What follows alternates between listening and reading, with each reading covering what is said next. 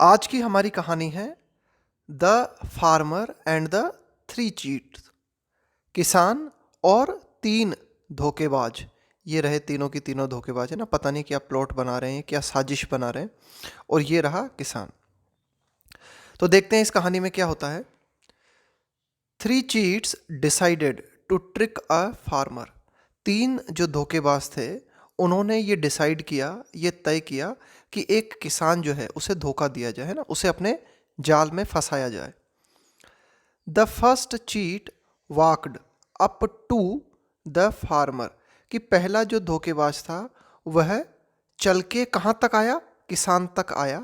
And asked, और उसने किसान से पूछा, sir why are you carrying a dog. सर आप एक कुत्ते को क्यों ले जा रहे हैं।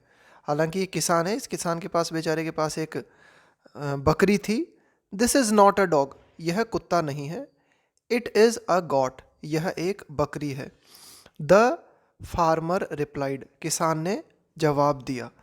देखो जानवर के लिए हम इट लगाते हैं, ध्यान रखना है ना, इट लगाते हैं जानवर के लिए। इसके बाद क्या हुआ, then came the second cheat. इसके बाद में दूसरा धोखेबाज आया। Who went up to the farmer, वह किसान के पास तक गया। एंड आस्क्ड, और उसने किसान से पूछा, sir why are you carrying a dead calf. सर आप एक मरे हुए बछड़े को क्यों ले जा रहे हैं, है ना, कैरी यानी ले जाना, डेड काफ यानी मरा हुआ बछड़ा। This is not a dead calf, this is a goat. यह मरा हुआ बछड़ा नहीं है, यह बकरी है। The farmer answered back angrily. Angrily का मतलब है गुस्सा होते हुए, नाराज होते हुए। किसान ने फिर से जवाब दिया, है ना। आंसर्ड बैक का मतलब है वापस जवाब देना, है ना, एंग्रीली। और इस बार वो थोड़ा सा गुस्सा हो गया, थोड़ा सा चिढ़ गया। Then came the third cheat. इसके बाद में तीसरा धोखेबाज आया।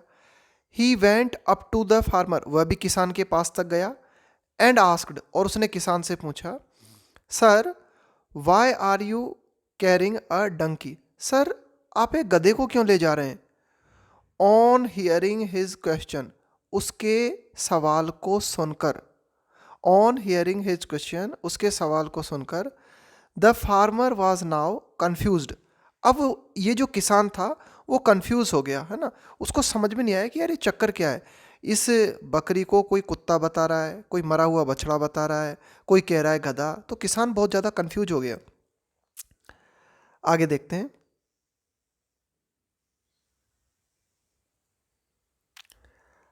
आई am carrying a goat not a donkey. फिर जो है किसान ने कहा कि मैं एक बकरी को ले जा रहा हूँ, एक गधे को नहीं।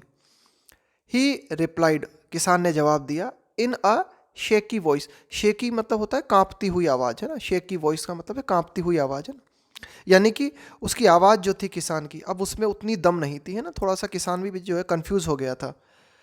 द फार्मर थॉट, किसान ने सोचा, एम आई कैरिंग सम डेविल एनिमल। डेविल का मतलब होता है शैतान। तो किसान ने अपने मन में सोचा, क्या मैं किसी शैतान जानवर को ले जा रहा हूँ, कि कहीं ये बकरी है या कोई शैतान है ना, कि पता नहीं क्या है ये। He threw the goat on the ground and fled. फिर किसान ने फाइनली क्या किया, इसने ये जो बकरी थी उसे ज़मीन पर फेंक दिया। एंड फ्लड, और वहाँ से भाग गया, वहाँ से फरार हो गया, वहाँ से भाग गया। The three cheats laughed. देखो लाफ के बाद में एट प्रपोजिशन लगाते हैं। जब आप बोलते हो ना मैं उस पर हंस रहा था, मैं उसके ऊपर हंसा, तो लाफ एट।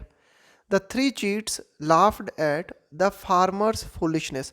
तो तीनों जो धोखेबाज थे वह किसान की मूर्खता पे हंसे, फुलिशनेस मूर्खता। And took the got for themselves, और जो बकरी थी उसको अपने लिए रख लिया, है ना, कि बकरी को ले लिया और किसान की मूर्खता पे हंसने लगे। क्या शिक्षा मिलती है इस कहानी से हमें, moral. Do not listen to, ध्यान रखना, लिसन के बाद में टू प्रपोजिशन लगाते हैं। जैसे लाफ के बाद में एट आता है ना, he was laughing at me. इसी प्रकार से लिसन के बाद में टू लगाते हैं ना, प्लीज लिसन टू मी। तो do not listen to people who are trying to trick you. उन लोगों की मत सुनो जो आपको धोखा देने की कोशिश कर रहे हैं, है ना। कुल मिला के अपने दिमाग से काम लेना जरूरी है ना। तो ये थी हमारी आज की स्टोरी।